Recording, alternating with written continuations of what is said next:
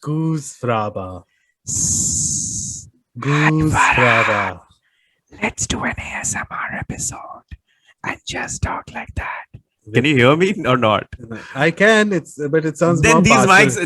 mics are not ASMR friendly at all. So fun fact. Actually, I could hear you very clearly. It was just that you sounded more parcel tongue Voldemort than ASMR, actually.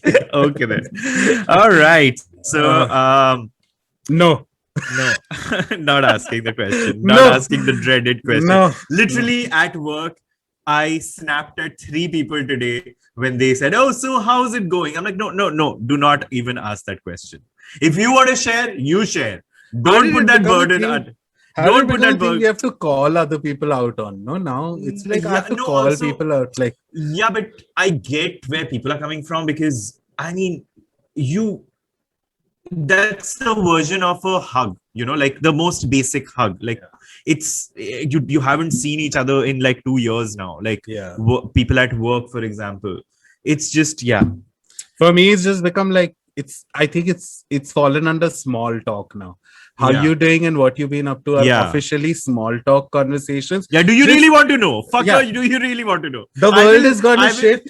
Yeah, no. And my question, but usually I feel the urge to say, I'm going to unload and you will be here to pick up that load. Be prepared. Do you want to know the answer? Yeah, yeah. So Except everyone's like, now we do a video podcast, and I've realized that as weeks go by and the more I get frustrated or angry or depressed or whatever I'm going through right now, my hand is becoming more and more reliant on my face. Like in my last podcast, I remember I was like this for 30 minutes, then it's like this, then it's like this, and I've just okay, so this is so funny because last podcast, Hmm. there was a clip that, we put out. Yeah, yeah, And throughout the clip, I realized just for everyone, I'm not yeah, digging my nose. yeah. I was just feeling my beard. It looks legit like I am digging my It's nose. not even And close to your nose. no, but like, see, okay, so it literally looks like this is what I was doing because I was Okay. feeling like the strands of hair in my Yeah, beard. It yeah. looks like I've dug my nose and I'm making little pellets out of Mm, it. So anyway, mm. coming to our episode. So let's start with our first segment, which is TikTok, where we talk about some news that is out there, which we can talk about. Do you I have have anything? I have Nothing. hit eject on news. News. Just Okay. now Palestine, Israel, Yeah. COVID, dead, oxygen. Now it's just I am privileged. I'm tuning out. I Yeah. don't give a shit. Let the world go to shit. Tatti, Yeah. Sandas, call me out all you want. But I am out. I Of am. In course. fact, someone yesterday sent me Ganga mein bodies floating something, and I was like, please do not send me this shit. I just literally told them, do not, whoever sends me anything related to the pandemic, I feel it is my responsibility now to let them know, hey, I have I know chosen. what's going on. Yeah, I Yeah, already know yeah. what's going on. I don't need to That's know the thing. more That's gory the thing. details. Yeah, it's not like I have ignorance is bliss. There's no way I can avoid this. There is no ignorance. We Yeah. know what's happening. It's just that overindulgence in this, it's like torture porn. Like, I was literally thinking of this today, right? Let's go back. We are not in the 90s anymore, yeah. But I see the kind of people who are talking about the Israel-Palestine conflict, yeah, yeah, and uh, I'm like, first of all, no, you are not certified to talk on I'm not being a jerk, but I know a lot of it has become, oh, all these pages are talking, so my page should talk about this too. I see that, and in my head, I'm like, it is so sad that we live in a time where not only do we get access and visuals and videos of all these things happening in the world around yeah. us now, but there is this new invisible pressure that you are not caught up and you're not woke and you're And you not have this, to have an opinion. and you And have to have an opinion and you have to have a certain yeah, standpoint. And I'm like, dude, this is a complex, it's not complex really, there is the it's Palestine, not. it's Yeah, not, you know what I mean? But just I see some of the people who are talking about it, and I'm like, yeah, stick to grinder memes. Yeah, don't fucking you don't need to have an opinion, especially if it's a stupid opinion. Yeah. I put up a rap song recently on the. It was a great a Palestinian rapper, Yeah, and yeah, yeah. Yeah. I put this up, and then some 2-3 people in my inbox are suddenly like, but don't you think Israel occupied and Palestine? And I'm like, dude, it's just a fucking rap song. How can you constantly be so charged to be pissed off? I No, can't and be. yeah, like the world's so black and white, like in people's heads that it's unimaginable. Like if you like, there was this, if you people are scared to have the smallest opinion. And again, this is again such a loaded statement that I'm making, because sometimes I have reacted like that when someone's had a pristine sort of record, and then Tone they it off. have and then they make one statement. But anyway, so I mean, in terms of happy news, uh the one thing that I like that just felt like something we should talk about is just the number of celebrities who are opening up as non-binary, and it's because the thing is, it's okay not to be in the public, like not to be in the performing arts and come out as non-binary, because you don't have the weight of like these perfect expectations of how you need to look and perform and present.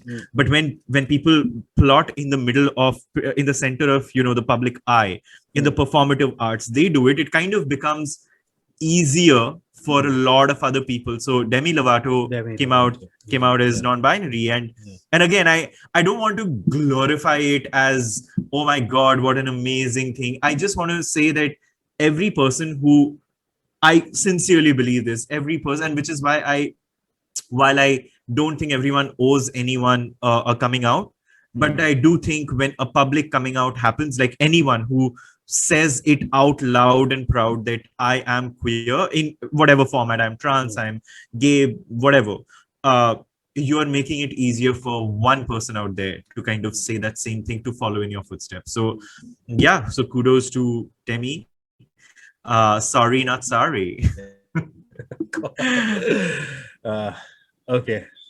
Yeah, we'll be right back and with our topic for the day in Big Talk. And we are back. So, Farhad, what are we talking about? We are talking about, in the honor of International Day Against Homophobia, we are talking about How to switch to surprise. metal straws and Oh my god, yeah. Also, rose gold metal straws. Just oh, saying. nice. Amazon? Must have been.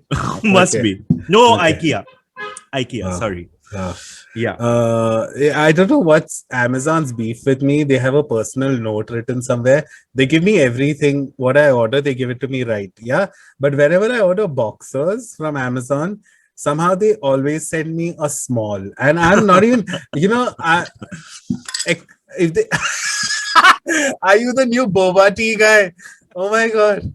Sunetro, congratulations. You're about to be a meme.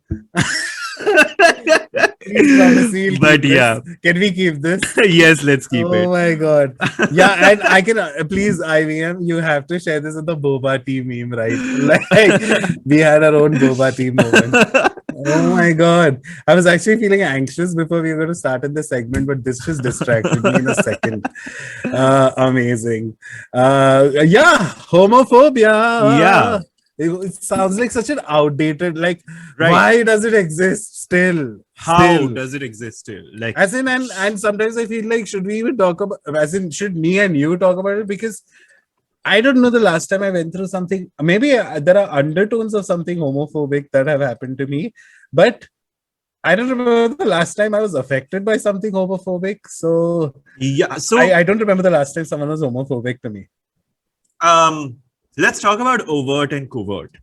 Oh, okay. Yeah, because overt, obviously, we are very fortunate. We're very privileged to be living in circles and circumstances which protect us. But covert, I genuinely, and this doesn't have to, like, the reason I say this is homophobia is because I know a lot of times people react to me based on how I present, you know, and I know that's I certify that as homophobia because I see that behavior is stemming from their them identifying this as something different and hence something despicable. Like, I'll give you an example. Um, just this other day, I had taken my dog out for a walk. Okay, and there is this little like a field next to my house, and like you've seen my dog, she's like this tiny dog. Okay, and how much does she poop? Like she poops this much. Um, so this field, I have seen Saint Bernards, Rottweilers, Labradors poop everywhere. And there's this guy who's just like there. He sees all of this. But this guy singles me out to say, "Aap yahan pe kyun kara rahe ho?" And I was like, "Ye field hai, main kone pe kar raha hu." And I obviously cover the poop with sand and all of that. And I obviously, staying calm, I gave it back to this person because also I've been trained for a lifetime, to kind of be on guard all the time. That's one of the things that I figured, that this guy, literally, when he was saying it, there's a guy in the middle of that field getting his Rottweiler to poop. But he singles me out. As in, it's less of a dog problem, it's more of a why you. Of course, it's not a dog problem. If it was a dog problem, he would have gone and, that 5 kg poop that Rottweiler left over there, he would have an issue with that. So I and now I now why did you get one of those bags which you just pick it up? You wear it on like a glove, you wear it and then you just turn it inside out. This is like I didn't have that. It's not about this is not about a dog conversation. This is about someone. Yeah. This is about just someone singling. No, but like, irrespective, if other people aren't, and I'm making sure that my dog really literally poops right in the drain, and I cover it up with sand so that there's nothing, like, I know what hygiene is. The point is that I've been singled out multiple times, and that's what pisses me off. Like, for example, in the gym, if I'm on a treadmill, there are 3 treadmills. This is like, if I am going for my second round, there's someone who's also on the second round. And usually, it's always a straight male who will single me out to say, "Aap kyun itna der kar rahe ho?" There are 2 other people who are possibly running for longer than me. They will single me out. And that's what and I keep my calm all the time because I know that if I get inflamed, then I'm just giving, fodder to the other side and stuff like that. But I always make it a point to respond. But it's exhausting sometimes. It's exhausting because for no reason, just because you figured that this is this thing. I need to tackle this thing, and I'm going to follow and make sure that he or whatever this thing is feels sorry for whatever this is. That's what happens. So like, I think I still face a lot of covert homophobia. Like, so sorry, I don't know these terms. So covert is basically subtle, like homophobic in a subtle way. And overt is obviously maar dalunga type. Yeah, like a good and stuff like that. Like a chakka, hijda, like, my God. Which aren't even like supposed to be. Like, I used to laugh. I remember in school when I used to get this gudwa, chakka, and all of that. I used to laugh so much. Would someone do that to you? Yeah, to me. Like, what? I would always burst out laughing. Like, okay, you called me jaggery. Okay, like what? In fact, I remember the only time I gave it back, and it was not a fun gave it back. But I remember we had all gone out for dinner, and there are different types of anger, like mild anger, hot anger. Then I suffer from something called white anger. I don't know if you've heard of it, but basically I'm one of those people. I very, very, very rarely get angry, but in the event where I have a full blown anger blowout, I actually zone out and then I come back to it and I realize, oh, okay, I've broken the cabinet, I've thrown the TV. I'm one of those people. I don't realize what I do in when I'm mad angry. This wasn't that bad, but I remember I had gone out for dinner with a couple of friends. There was one friend of mine who was just constantly like, he seemed like he had a problem. All my other friends are like super chill with my sexuality throughout my life, but there was one guy who was constantly like pointing it out, and it in not in a nice way. And we all had gone out for dinner, and I remember suddenly someone said something and asked me something, and this guy was sitting bang opposite me suddenly goes like, what does this faggot know? And I don't know what got into me. I just stood up. And because he was sitting bang opposite me across the table, I just like incredible Hulk smash. Like I just pushed my end of the table down so hard that the other end lifted up and hit him in the chin. Like smashed him in the chin. Did not even hit his smile. It literally knocked him off. And then he was like, what the fuck? Why do you have to be so serious and shit? And I was like, yeah, I don't think there are people who call me faggot and I love it, but I don't think you have the right. Like, I don't think I give you the right to call me that, especially in a way where I did not like the way you said it. What I'm trying to get at is the 2-3 times in my life where I did feel very, oh my God, this is a problem. Otherwise, I just laughed it out.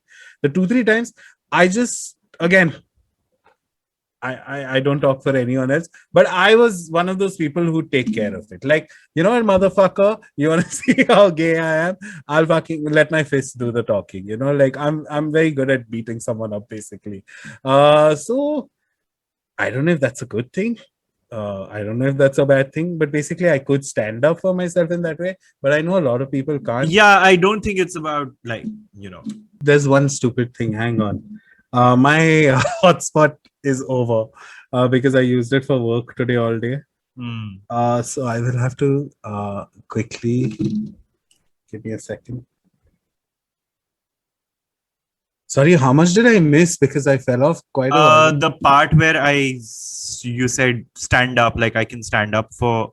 No, you were saying something, and that's when I. Yeah, that's I've like frozen. you stuck, and then after that, Okay. I was like, okay, where is Farhad? Okay, 1 second. Now I have to recharge my other this.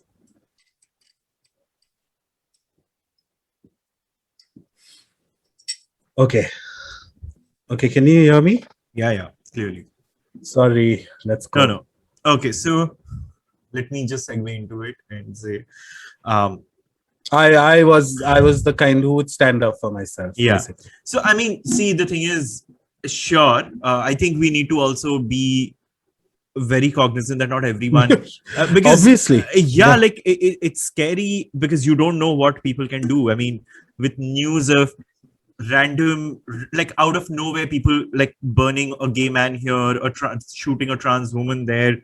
Mm-hmm. Sometimes you wonder whether it's worth standing up for yourself, or is it just better?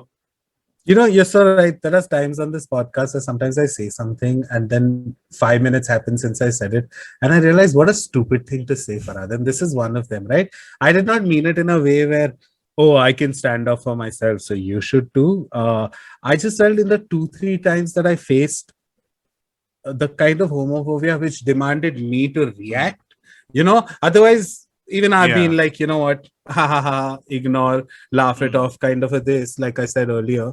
But the 2-3 times that I felt like, no, this has to be met with a equal answer, I stupidly chose to use my fists, basically. And but I want to ask you, how does the presence of homophobia in the world affect how you present, how you function? Do you edit yourself in maybe subliminal ways? I feel like I'm like the most improper person to have this topic only with, because I'm not someone who ever, like right now, right? Something as trivial as taking your dog for a poop is something that you have to look your shoulder over for. You know what I mean? Not literally, but you know what I mean. It's something that could where you feel like some sort of impending altercation rests just because you're taking a dog for a fucking poop, you know. Yeah. In my case, I have never had that. I have never had that. I never felt. Maybe I was not persecuted in that way at all ever. I did not give a shit at all ever. I did not. People were just honestly very accepting of me in some way, or maybe I was born at the right time to in the lives of the right people, or what it was again. But I just felt like I've never developed that kind of, oh, I'm scared, or my actions are shaped by homophobia in any way. I have felt that in terms of not. I don't know if that qualifies as homophobia. I feel like sometimes I felt like my work related things are. Is it because I'm gay? You know, like, is this happening to me because I'm gay? Is this, you know, that kind of. But what do you mean? Is this as in what is this? I'll give you an example. I once had a boss who was very like he said he was a very irrational man. Yeah, he constantly would like just want, he would demand too much, okay, from every person, and to the point that they would feel like they're burning out, you know. And once I remember, in a very subtle way, when he was doing that to me, I wasn't feeling burnt out or anything, but I remember in a very subtle way, because he used to see my Instagram life, and I used to go out on weekends, and I had like an active gay clique. I remember him saying, if you rested more or did not have such an active life, maybe you'd do better. You know, again, that's such a niche fucking example. But that's how, you know, these But microaggressions. yeah, that's when I yeah. felt like, what are you talking about? And this is just one thing where I remember I had a full-on phase when Snapchat was new, where I was very visibly sex positive. Like, so a lot of, I would do a lot of nudity. I felt great about my body. Then my boyfriend was very open about being an exhibitionist. I was an exhibitionist. So without putting up straight up porn, we had very like homotography style, kind of like a cum shot here or something, without actual without being too porny, you know. And I remember another time where I just felt like hey, be careful what you post. I am fine, but if HR finds out, you know, that kind of a thing. And I don't know again if that qualifies as homophobia, but I just, that those are the things that made me question, you know, like, oh, am I not okay? Am I, you know? But I've never been intimidated, or I've never been like bullied, or I've never been there is one moment which we'll get to eventually, but I never felt like scared, or like your question was, right? Have I ever felt like I shape my actions based on the homophobia I might have faced? Never. Never. You have, you like what All the time, considering, but yeah, in yours is pretty fresh. any in many ways. But so I think I live in two universes simultaneously. In one universe where I really put it out there, you know, who I am, and with the way I dress, with just the way I look, and all of that. Like, so there is that world, which anyway is makes me very visibly not mainstream. And the other world is where I almost, I think, compensate for it by making sure that I won't give anyone a reason to kind of further that narrative. So, so for example, there are a lot of things which you know, there are a lot of, so to say, negative stereotypes that we've seen around queer men. I kind of you know how a lot of a lot of stereotypes in a lot of shows, especially in the 90s and early 2000 shows. Gay men were always this hissy, like always talking about, ooh, so that person's ass, like, you know, that the person who would always talk about sex in a group was the gay man. So as a result of that, I think I always always subliminally, subconsciously edited myself to not be that person. While other people were talking sex, I would be like, I have an active sex life, but I'm not going to shove it in your face because it's my business. If you want to ask a question, I will answer, but I won't volunteer information. So something like that. Um, yeah, and also just topics that I choose to talk about, instead of making it lascivious or making it sensational. I try and edit my narrative about the queer world into something that's worth noting, or something that has a history to it. And I'm not saying that's right or wrong. That's just subconsciously how I've that's how I've shaped my narrative. Also understand that I function in a very, while I might work in a pretty liberal sort of organization, I still work in advertising, which is still a very corporate realm. So there are those things. Like I remember there was someone who I had slept with, and I ended up figuring out that this person's sibling was a client of mine. So I just, and that person's spouse also used to work with them, and the spouse kind of figured that we are friends, and I did not want to be all, oh yeah, I know that. I just did not like I was hiding. When asked, I said, of course I know this person. Of course, we know each other, but I didn't want to go, yeah, I know him. Like I did not want that. Yeah. So stuff like that, in the corporate universe, it's just, people are just wired in different ways, and I just don't want anything to sort of color I have multiple sides. I don't want anything to color how I work. I don't want that to color who I am as a queer person, and vice versa. So yeah, like I think I've edited myself a lot over the years, but like I said, it's. But that's the thing. Okay, so we are talking about now. We don't obviously face as much. Yeah. And I like I said, I luckily just somehow grew up in some weird childhood where I wasn't subjected to like extreme aggressive homophobia. So let's go back in time a bit.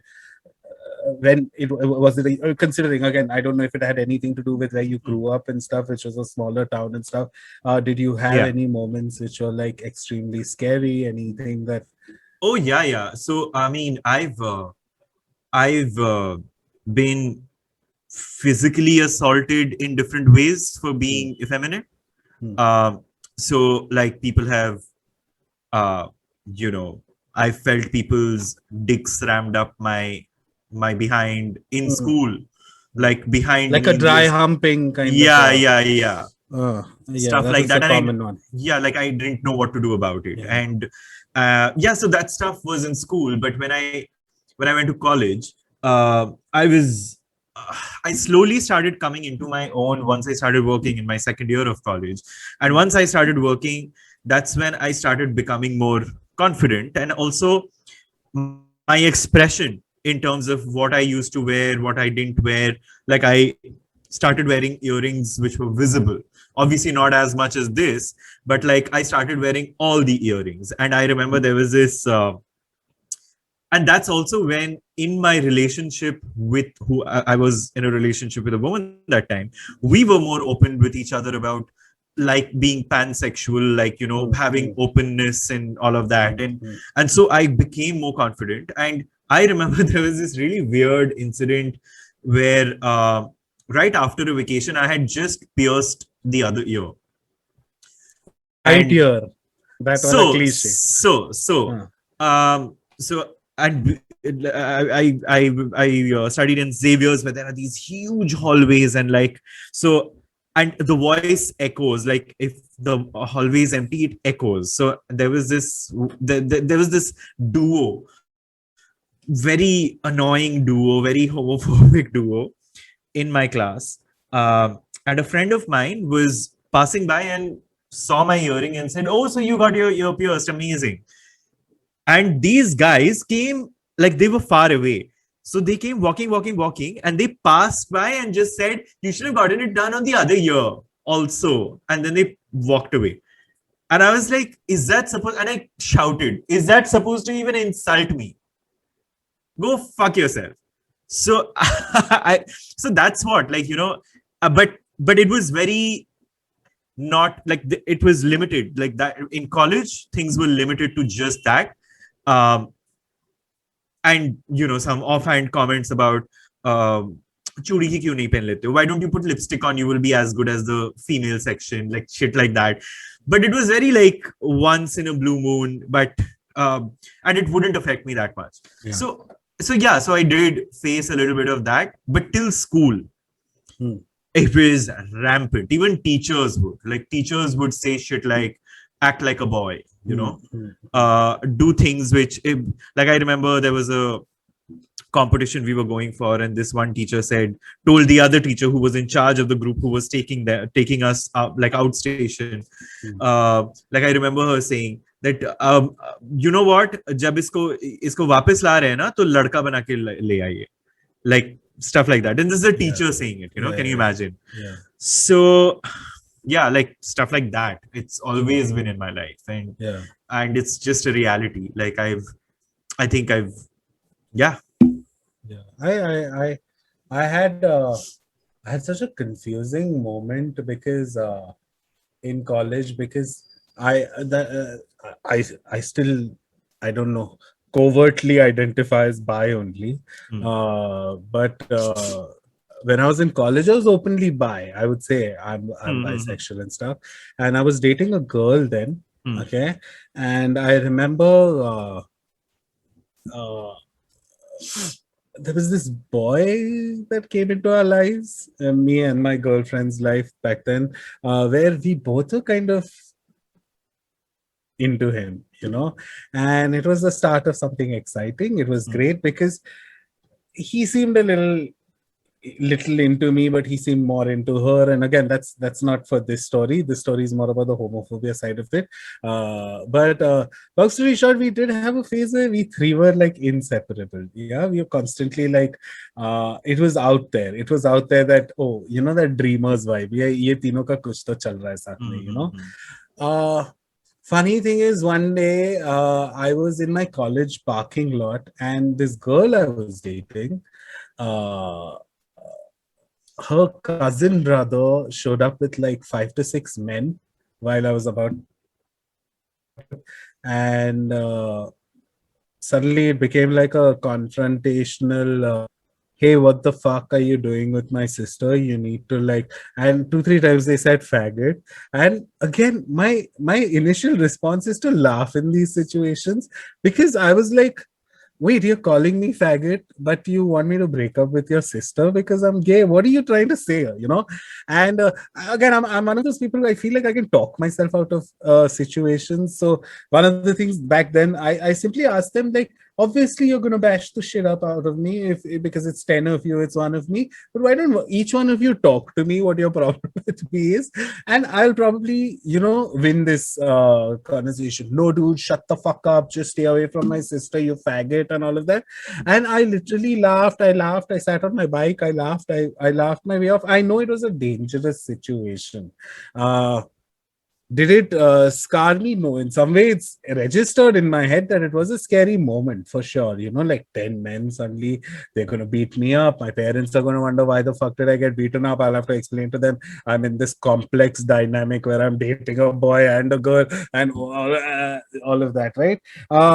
But again, I just feel like in order for our listeners to relate, these are like I don't see these as microaggressions, but my tryst with homophobia has been so limited, or it's been so fusky. Like, I don't know what the word is. It's been such a I don't know like what actual moments of homophobia are like. Like, of course, like being beaten up and all that does happen in the world, and I have no. What do people do in a situation like that? I can't for the life of me decide because. Like in my life, okay, I've always, and maybe it's again, I not maybe, I think it is homophobia. The homophobia that I've seen, experienced, and anticipated. Uh, I've always prepared to be disowned by whatever, by whoever, by family. And it's like my life has been a preparation of someone saying, I don't accept you and I don't want to do any, don't want to have anything to do with you because you're queer. And it's like my life is a build up to that. My life is a preparation for that, where I I build myself to be so self-reliant that I don't, like, when someone says that, I'll be like, okay, cool. See, but that's what I'm saying. I'm saying that, And because that's the bar for me, like, because again, these have been small instances in my head, and which is where I am wrong, is I feel like when we use the term homophobia, ये जो सब we just discussed, ये तो होते रहता है, but real homophobia is something else. You know what I mean? So right now, how do I say this? An aunt in your family who's fucking always snarky, a friend who's like you said, dry hump, squeezes your tits a bit because you're fat, whatever it is, right? That all is homophobia. But maybe my problem is that I've been conditioned, or my situation or my it's not been circumstances. life changing for you. No, that I feel like, oh, ये तो होते रहता है. These small things happen where people will have an issue with who you like are. a minor inconvenience, Sure, or a minor sure. annoyance. In fact, I remember my first time that I really thought I labeled homophobia as something where something physically violent happens. Only then it's homophobia, you know. And again, I'm reiterating that this is what it has done to me. This is how wrong, or this is how it's conditioned my thinking. That no, for me, if someone taunts you, if someone is a mean ass to you, which is totally not called for and it's not right and all of that, but you are in a world where that is going to happen to you, you know. But I remember there was, if you remember the famous 6 Feet Under episode, where there were two gay boys who are just at an ATM having a sweet moment. They're laughing and they're kissing late in the night, and suddenly a group of guys see them do that, and then suddenly it escalates into one boy being pummeled to death. You know, now I always say, or like Laramie Project, if you remember movies like those, I always felt like, wow, if that is homophobia, what I go through, I have it easy, basically, you know. That if someone says something, because right now, again, when I see tweets, when I see people being called out for some stand-up routine from 2012 or whatever, under the, oh, this was so homophobic to say back then, I was like, he said it. There are people who get fucking shot just for being themselves, you know.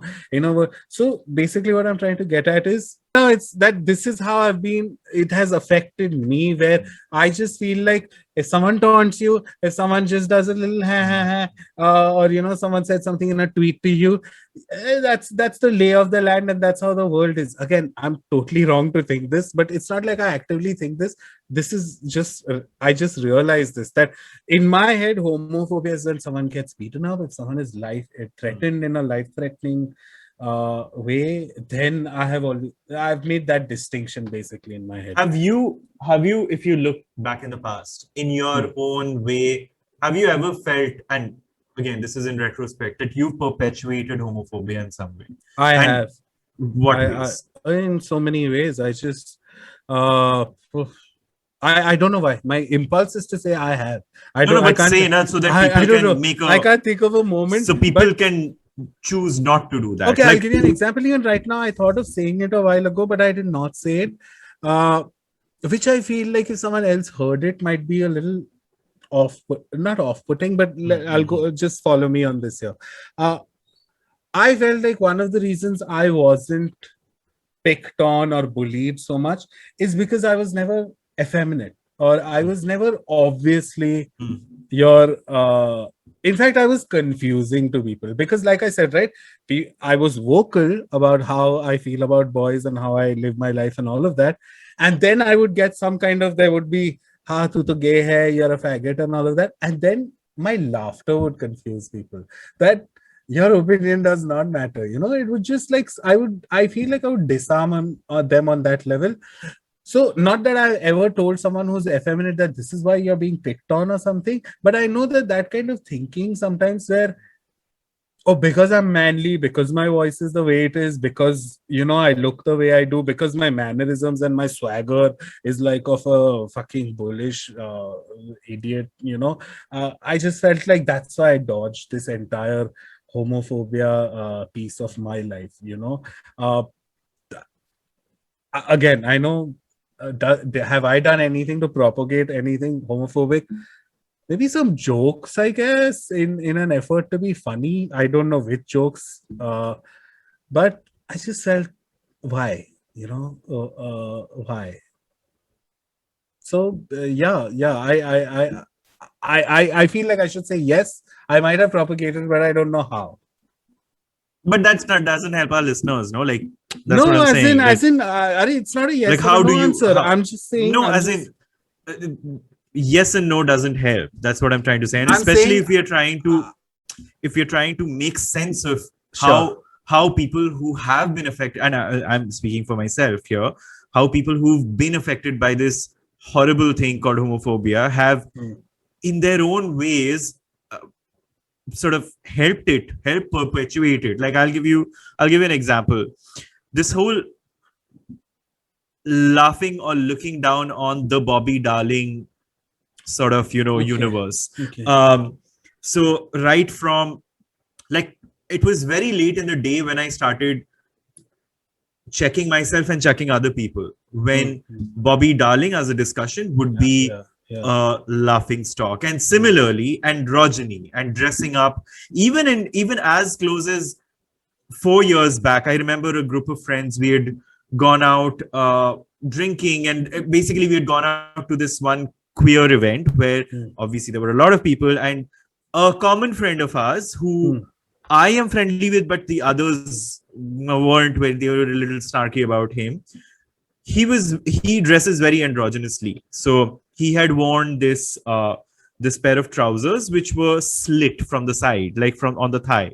uh, so at night we ended up in an after party at one of our friends' homes, and we were talking about the party and all of that, and then one of them said, so what's the point of dressing? I mean, this person could have just dressed as a woman. And I Hmm. remember everyone laughing, and I didn't say anything that time, and I just like was like, ha ha ha. Hmm. And in retrospect, I was like, I should have checked each and every one of them, because obviously it was stemming from each of their own individual internalized homophobic Hmm. sort of Hmm. impulses. Because why would you otherwise pick on someone who really is so distant in your lives? Hmm. And this comment came from people who I know have internalized homophobia. Hmm. Hmm. So I regret that. And similarly, a lot of times, I feel I've been silent when I shouldn't have been silent. um Now I don't. I speak up. I make sure that people hear it. If someone's saying, oh, so matlab ye thoda zyada hi hai, I make it a point to say, one second, let's unload that. What is zyada? You're okay with this, but you're not okay with this. Hmm. Hmm. So laying the land, like lay of the land out for Yeah. people. So Yeah. yeah, like I Dude, I was at a when I just moved. The day I moved to Bombay. Yeah, it was my best friend in Pune. It was his birthday, and I told him I would make it. So I'm fucking tired. Yeah, I've just moved, shifted from Bombay, and on that day is his birthday party and all. And I go for this birthday party, and there are all these people who I don't know. Yeah, and in one corner of this party, this conversation is going on about oh, if you ever end up in a Filipino jail, you have to be someone's bitch, basically. It was straight men talking about, like, oh, you're gonna get fucked in jail, basically, which is such a cliched overtrope. But the way they were talking, I know what happens they've never even fucking been to, they maybe gone to Pattaya once on some office corporate holiday, but they suddenly feel like they know everything that happens in Southeast Asia. So that time, like you said, right now, where I just felt the need to correct them. But can I tell you something random? That night, the guy was talking like that. He had got his daughter to that birthday party, and his daughter had a couple of. She was just watching stuff on YouTube because all adults, there's one kid at this party, and I was already feeling a little out of place because these are friends I've not met in years, and then on this all these all friends were like, "Oh, you've put on weight, you've put on so much weight," so I'm already like, okay, I'm just here for my best friend, so I'll get through the night and all of that. And of all the toys she had a phone, obviously, where she kept watching YouTube, and beside that there was a makeup kit. And I don't know what got into me. I got down on her level. She put YouTube on. I was like, come on, do my makeup, And so in one corner, her dad is talking about, oh, how gay guys are used as bitches in Filipino jail. And then I was like, the least I can do is at least teach his daughter that it's okay to put makeup on a man. You know what I mean? And so that was my answer then that night. And they were also looking at me like, but his daughter was having such a great time, I was laughing with her, and I acted, oh, you poked me in the eye with the mascara. Ooh, I was doing the whole routine and I was playing with her, and I just felt like, God, like, I just hope that homophobia is a thing that dilutes with every generation, where these things are just seen as so stupid. These are such stupid fucking things, and they are. I don't know if it's rampant. Would you say it's rampant in the world right now, homophobia? I think it's having its moment back in the sun. I do think so. Okay. Just because there's this resurgence of everything that's primitive, like this whole thing of going back to how things were great is basically. And this is not just make like MAGA or India, just overall in the world, there is this idea of let's go back to when things were great. And it is really another way of saying, let's go back to where only a few people had power and no one could do anything about it. Sure. And we are those people. And we don't like the fact that our power is distributed. So it's having a moment in the sun right now. And so it's also because we are sitting in India, right now. But a lot of times I feel like that danger of being persecuted always will hang on us. Like you just rightly said, right? Because they want to go back to a time where we were quiet, closeted, not living our lives. Basically, if a lot of times I see any of these strong ideologies in the world, it's basically it's my way or the highway. There is no space. They just don't want to watch other people live their life. And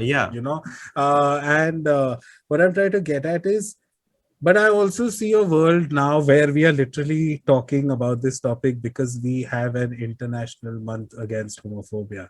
I also see it in a world where kids are so fucking aware nowadays, of like, dude, you can dress how the fuck you want. You can do whatever. So I meant that kind of dilution. It's moving. So what I'm happy about is that the opposing forces are growing on either side. Like if there is that whole regressive force that is sort of gaining steam and has gained steam, there is also a really, really progressive sort of, force that's moving ahead where, gender is a construct, sex, completely. And more people in the coming generations are educating their parents about it, educating their sometimes on Instagram and stuff, I see so many. I would have never thought of this in the 90s, right? Where people are gay boys are making reels with their mom and, funny penis jokes and funny, you know what I'm talking about? And it's so heartwarming now to see that again, it's all content, but like that these exist. I don't know if it ever existed to this level where even in the 90s, right? Sure, there must have been parents who were visibility, and I know what you like. What you are seeing more visibility, and I think that's like the what I started with in the beginning of the episode. The more you can't, and I say this all the time whenever I've had to talk about queer issues anywhere. You can't be what you can't see, and the more you see something, more you see yourself, the more you know that you can be yourself. And that was such a Maya Angelou moment for you. So I think every person who's putting out queer content, queer fronted content out there, on an Instagram, on a Twitter, on whatever platform, YouTube, etc. It's making it easier for just some more people, and I think Yeah. I'm glad, I'm happy And about it. that's the thing, I think one of the biggest catalysts in bringing about that change is the internet today. I don't 100%. know. I don't know if you follow. Hi, I'm Sunny Leone. Do you know who I'm talking about? The TikTok creator, Sunny Yeah, yeah, Leone. yeah, yeah. Yeah. I just sometimes see his. Okay, so there's on one side there's this shit. I don't know how to pronounce it, but it's one of my favorite Instagram pages. You know this Asian boy with Yeah, his yeah, with his mom, mom. Yeah. Yeah, yeah, yeah. Otako Yakisoba. Yeah, yeah. Otako Yakisoba. Adorable. Adorable, right? There's that one level. And then when I used to be on TikTok, there used to be this hi guys, I'm Sunny. And this, I think, very like Dhaka. I don't know where he stays, but like him and his mom dancing, and he's wearing his mom's sari. And sometimes I just feel like, again, it's good to see the range of this acceptance now, Yeah. And I can also, imagine it's no longer like, oh, they are American, so obviously his parents are progressive. To see sometimes that kind of stuff happen in rural no, but India that's now. what I'm also seeing is there is a lot of uh, shattering of the masculinity myth in these content creators. Like there are men, there's this guy called Jigar Rathod who sort of dresses up as women, and he mouths female, like hyper female dialogues, and he's like he's a star in the making in terms of the digital realm, and obviously when you look at this, you know that this is queering of this narrative. I mean, I don't know whether he wants to do it or not. I don't know whether it's a conscious effort or not. But in some way, a man in a sari drawing eyeballs for the outrageousness of his performance, I think helps. I think it helps in some way. Because we are having this conversation about progressiveness and all. But I also know a month ago I was chatting with this boy whose parents are sending him to therapy to kind of get corrected. It's psychotherapy only, but somehow they've fallen for some idiot who obviously the therapist is obviously saying it's a correctable thing and all of that. Again, my first reaction was to tell this person that you need to report this guy. But again, it's how it is. This is a young boy who doesn't want to go against his family. He just feels like this is something I should do to keep my family happy. Already stressful times, all of that, right? But knowing that this kind of backwardness still exists in urban. I'm saying this is a boy who lives in Bombay. I know 2-3 of these examples where it was like nope, not gonna happen. You are gonna get married. You stay in the closet, whatever. But like this is not an option. And then to know on some level that on the internet these front burners are on, where constantly this kind of you can't avoid it. Whether even if it's like an annoying as fuck Siddharth Batra 5 years to wear my girlfriend's top, you know what I mean? I cringe so much when I see that shit, but somewhere there's always a little bookmark in the end where I'm happy there's at least some dude absolutely a problematic dude who's at least still like pushing that, hey, you can wear what you want, you can do what the fuck you want. True. Although he shouldn't be allowed to do certain things. But sorry. I just it's such a complex fucking time. Sometimes you feel like we've moved so much in terms of being progressive, but we kind of still are tethered to the past, and it's exhausting. And I mean, at the end of the day, the only thing I would have to say is your experience is valid. Whatever your experience and how you navigate it is valid. And I don't like, you will find homophobia. I would, and I know I might sound like an alarmist. If you are queer, prepare yourself for homophobia. Prepare yourself, because it's better to be prepared and not face it than be blissfully unaware and then have it slap you in the face. I would just say prepare for homophobia and just think of how you would tackle it. Obviously there are extremes that you wouldn't want to think about, like murder. You don't want to think about that, of course. But I'm saying casual homophobia, Russia. day to day, yeah, like stuff like that. But like casual homophobia, day to day, someone getting in your business because of this, because of that, learning how to just respond in a logical way. Those are things that I would say we can all find our ways to kind of have a little bit of a shield. And I think, yeah, we shouldn't have to do that at all, because that's the ideal world. But and we if don't it's live in any an ideal world. consolation, once it's all done with and you've sort of reached a point in life where you are not fazed by these people or these kind of viewpoints that people will have about you, you just come out as such a stronger person, right? Like you develop the fucking skin of a mammoth. Like there's nothing that can fucking penetrate you then, because you've seen it. Like, and it's kind of sad that I'm trying to make a point out of the fact that, oh, you have to toughest under the nicest diamonds are formed under the most immense pressure kind of a it's sad that that's the this, but that's the silver lining here, right? Like where right now you might feel like you're being persecuted just for the way you are, the way you move, the way your hands move, the way you talk, the way your voice is. There might be like these billions of things that people will find a reason to fucking pick on you. But the day you realize that excuse me, the day you sorry, bless you, I'm not homophobic, okay, bless you.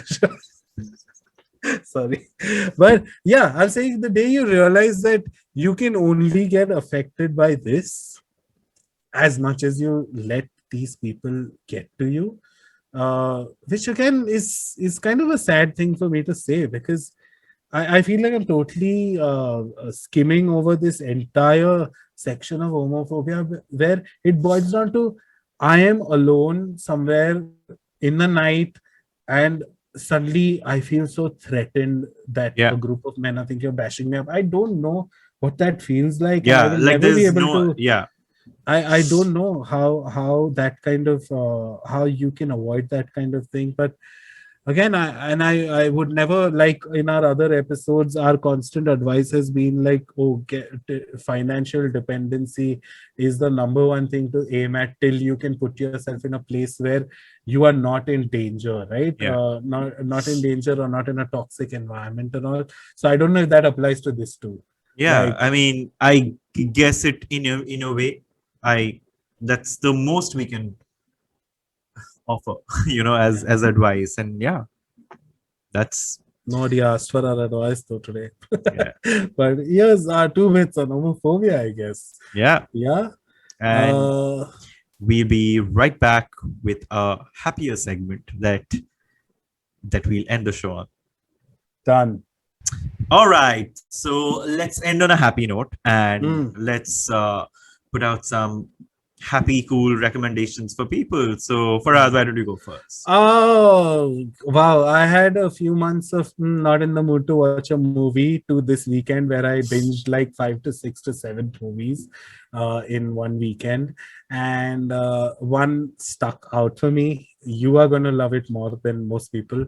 But it's a Turkish documentary called Stray. It's literally an hour long, and it's literally just a camera following a stray dog. I said, oh my god. A stray dog, not dong. A stray dog in Turkey. And just watch it. It's a meditation, I'd say. It's a 1 hour of just a camera following this dog around, a stray dog, and just the kind of conversations people are having. And it's real, huh? It's real, about displacement, about just life things, about war, about addiction, and just people having these conversations. And this dog happens to be there, and this camera crew follows him around. It is one of the most beautiful things I've seen. In fact, I don't know what it is with Turkey. I don't know if it's the same director actually, but Turkey 2-3 years ago made a film called KD, which was a camera crew follows 8 cats around in Istanbul. They just follow these 8 cats around. One's a mischievous one, one's like the street cat, one's a bully, one's the mother. Like they did that, but I feel it's the same crew, and this time they've done Stray Dogs. It was beautiful to watch. It was just I can't talk enough about that film. So much so I just wanted to go down and pick the first dog I see and get him home. Like I just it was, of course I could never take care of that dog as much as I would want to, but like it was stunning. So Stray. A lot of times, I got a great recommendation quickly.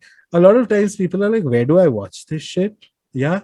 Please get a software called Streamio. Okay. Stremio. It's the modern popcorn time. And from the looks of it, it's very legal. And secondly, anything under the sun you want to watch, anything under the sun, it's there on Streamio. From Golden Girls to like Hangama to like Mere Yaar Ki Shaadi Hai, whatever you want to. I don't know why I'm giving such terrible examples. But whatever you want to watch under the sun is on Streamio. Strays on it. Amazing film. All right. I think I am going to watch it over this weekend. So also, thank you for Mitchells versus the Machines. I watched it. It's so cute, right? It was actually I felt a little anxious while watching it, just because why? Because the colors. I mean, I'm one of those people they put epilepsy this for, because I don't have epilepsy.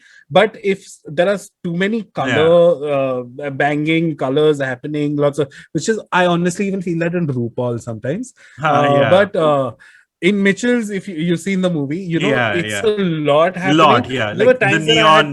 There are times that I had to kind of look away a little just to not feel motion sick, basically. Got it. So you definitely should not. Maybe I'm sure you've watched it, but definitely don't rewatch Enter the Void. Like love, but I have to. But anyway, it's like my version of some people watch horror movies like this and like this. I have to do that with flashy movies. Yeah. Okay, so my recommendation, and this is coming right off the heels of the Friends reunion that was announced. And you know what, I have my love-hate relationship with Friends in terms of its themes, but I love those 6 people. Like I just teared up now. And I'm friends with a bunch of people who are equally rabid fans. So we got talking about, has anyone attempted successfully, not successfully in terms of audience results, but successfully in terms of storylines, of Friends that like a dynamic that was similar to Friends? And a lot of my friends said New Girl. And I said, you know what? No. There was this show which lasted for just 3 seasons called Happy Endings. Okay. And it had one of the best portrayals of a gay character ever, because this guy was the most masculine guy of the bunch, like in terms of breaking the stereotype in like 2010, and this guy was least bothered about wearing pretty clothes, being well turned out. He was like a slacker and he didn't care. He was like the sloth of the group, the jock of the group. And I loved the fact that it was so against the grain in terms of the archetype, and lovable character, and just that group of friends. So I felt like if it would have released today, it would have been the next Friends. I think it was far too ahead of its times. That's why it didn't get its audience. But watch Happy Endings. It's not a film, it's a series. Netflix. It's on Netflix, yeah? I don't think so. I remember it being, because back then at one point it was, but I don't think it is anymore. So you can try it out on Streamio. And the best thing is, you'll find yourself in Friends. You always find some archetype that fits you. One like, oh, I'm a little bit like Phoebe, like the quirkiness Janice. Oh my god. So you'll find that it's an adorable group of friends. It's just very funny, really, really funny.